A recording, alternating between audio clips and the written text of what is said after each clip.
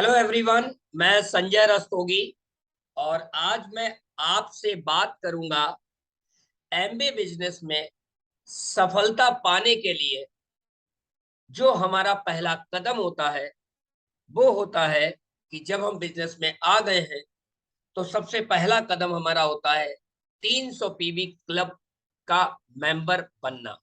और वो भी कैसा? परमानेंट मेंबर बनना।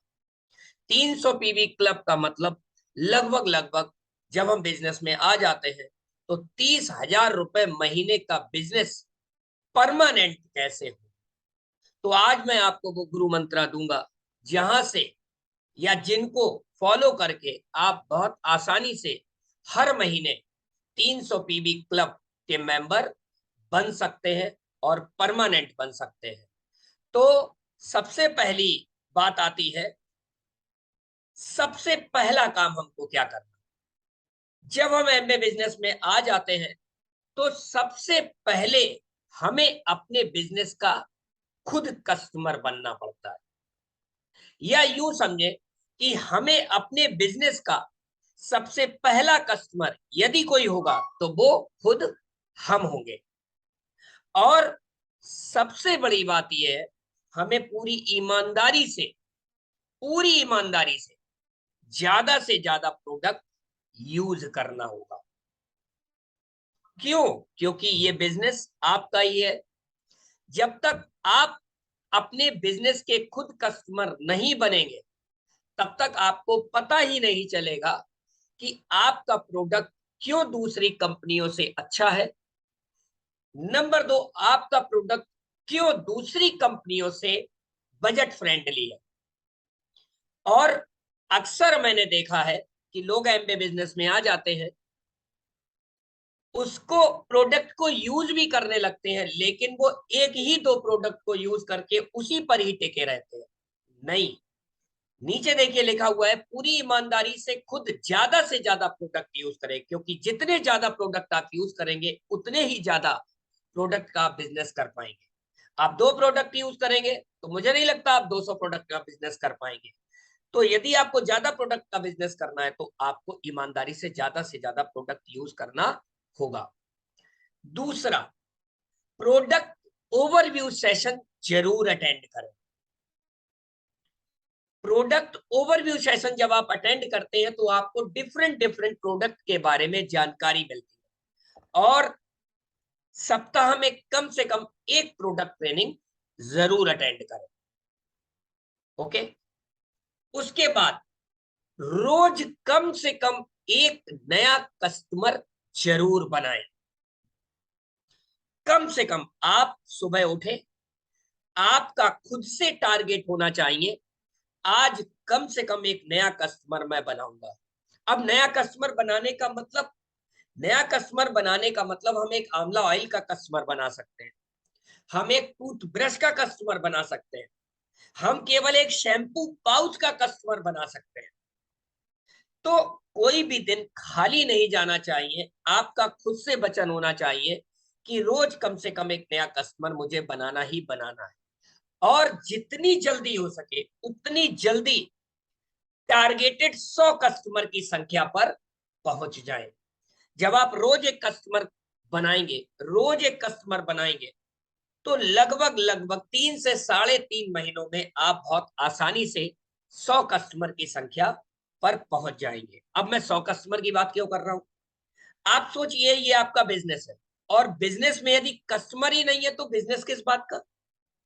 तो यहां पर हम लोग सिखाते हैं कि आप बिजनेस में आ गए हैं तो पहला टारगेट आपका है 300 पीवी क्लब का मेंबर बनना। और 300 पीवी क्लब आप हर महीने 300 पीवी तभी कर पाएंगे जबकि आपके पास कस्टमर्स हो।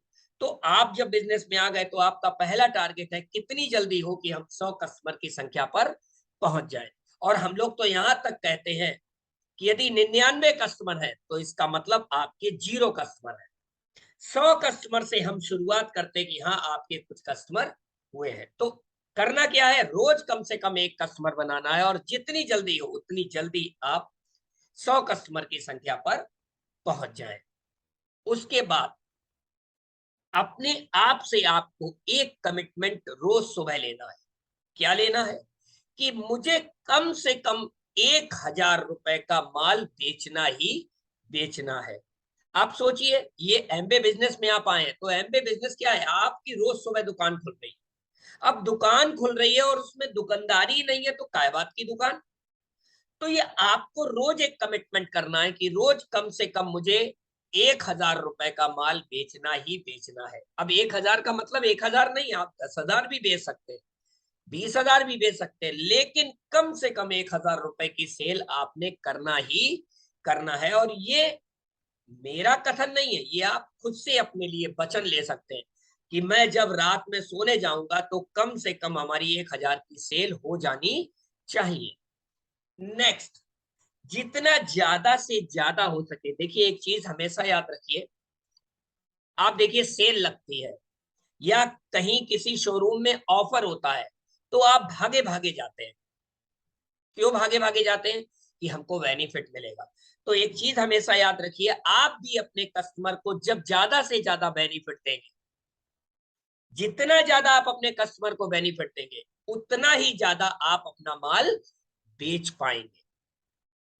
तो कोशिश ये करें, दिमाग ये लगाएं कि हम अपने कस्टमर को कैसे ज्यादा से ज्यादा बेनिफिट दे सकते हैं।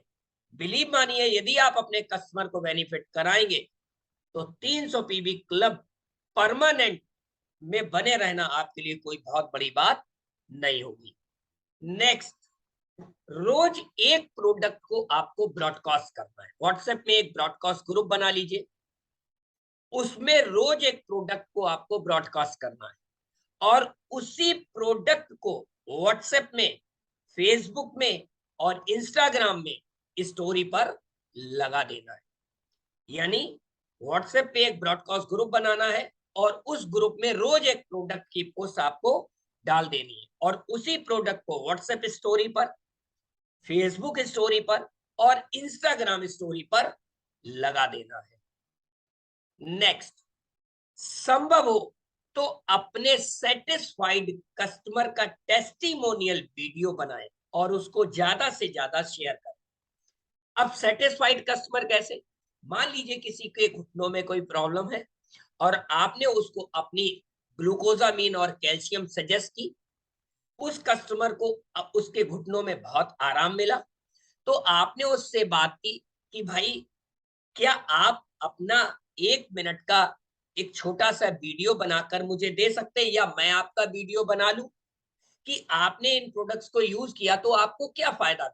तो उस वीडियो को जब वो कस्टमर खुद से अपनी वीडियो बनाता है और बना के उस प्रोडक्ट को जो उससे फायदा हुआ है वो बोलता है, तो उसको हम बोलते हैं टेस्टिमोनियल वीडियो। तो आपके जितने भी सेटिस्फाइड कस्टमर हो, उनको जिन प्रोडक्ट से जो बेनिफिट मिला है, तो आप अपना दिमाग चलाइए, क्या इन कस्टमर से हम इनका टेस्टिमोनियल वीडियो बनवा सकते हैं? और बनाने के बाद उनसे पूछ लीजिए, क्या इसको हम शेयर करें तो आपको कोई आपत्ति तो नहीं है? तो उनका टेस्टिमोनियल वीडियो बना लीजिए और उसको ज्यादा से ज्यादा शेयर करिए। बिलीव मानिए, टेस्टिमोनियल वीडियो रामबाण का काम करता है, क्योंकि उसमें वो व्यक्ति उस प्रोडक्ट के बारे में बता रहा होता है जिसने उस प्रोडक्ट को यूज किया और उसको उससे बेनिफिट मिला है। नेक्स्ट, अपने सेटिस्फाइड कस्टमर से रेफरल लेने की आदत डाल लें। अपने सेटिस्फाइड कस्टमर, वो कस्टमर जो आपसे बराबर रिपीट डिमांड कर रहे हैं, वो कस्टमर जो प्रोडक्ट आपके यूज कर रहे हैं, उनको प्रोडक्ट पसंद आ रहा है, उनको हम सेटिस्फाइड कस्टमर बोलते हैं। उनसे रेफरल लेने, रेफरल का मतलब कि भाई आपको तो अच्छे लग रहे हैं, निश्चित तौर पर आप अपने कुछ और लोगों को ऐसे प्रोडक्ट यूज कराना चाहेंगे। यानी जो आपको बेनिफिट मिल रहा है, निश्चित तौर पर आप चाहेंगे कि ये बेनिफिट आपके कुछ जानने वालों को भी मिले। आप उनसे पूछिए, आपको अच्छे लगे, आप निश्चित तौर पर चाहेंगे कि ये जो आपको फायदा मिला है, ऐसा फायदा कुछ और लोगों को भी हो। तो जब आप उनसे कहते हैं कि आप अपने कुछ ऐसे लोगों के नाम और नंबर मुझे दीजिए जिनको मैं ये प्रोडक्ट शेयर कर सकूं, तो उसको बोलते हैं रेफरल लेना। और यदि ये आप अपने ब्लड में बिठा लेते हैं कि जितने भी हमारे लोग हैं, जितने भी सेटिस्फाइड लोग हैं, उनसे हम रेफरल लेंगे, तो आपकी कस्टमर, रोज एक कस्टमर बनाने की संख्या में कभी फुल स्टॉप नहीं लग सकता और आपकी लिस्ट कभी भी कम नहीं होगी। उसके बाद आप सेल पर हमेशा टारगेट करें। अब अपसेल क्या होती है? मान लीजिए आपने किसी व्यक्ति को कस्टमर बनाया टूथपेस्ट का। अगली बार क्या हुआ, वो बंदा टूथपेस्ट लेने आया, तो आपका दिमाग होना चाहिए कि किस तरीके से हम इसको टूथब्रश भी अपना सजेस्ट करें। आपका दिमाग होना चाहिए कि किस तरीके से इसको हम अपना सोप भी यूज कराएं। आपका टारगेट होना चाहिए किस तरीके से हम इसको अपना टैल्क यूज कराएं। आपका टारगेट होना चाहिए किस तरीके से हम इसको अपना आंवला ऑयल यूज कराएं। इसको बोलते हैं अपसेल करना, यानी जो कस्टमर जो प्रोडक्ट यूज कर रहा है उसकी रिपीट डिमांड जब होती है, तो उसकी रिपीट डिमांड के साथ जब एक नया प्रोडक्ट और हम उसको सजेस्ट करके उसको सेल करते हैं, दैट इज कॉल्ड अपसेल। तो आपका फोकस हमेशा किस पर होना चाहिए? अप सेलिंग पर होना चाहिए।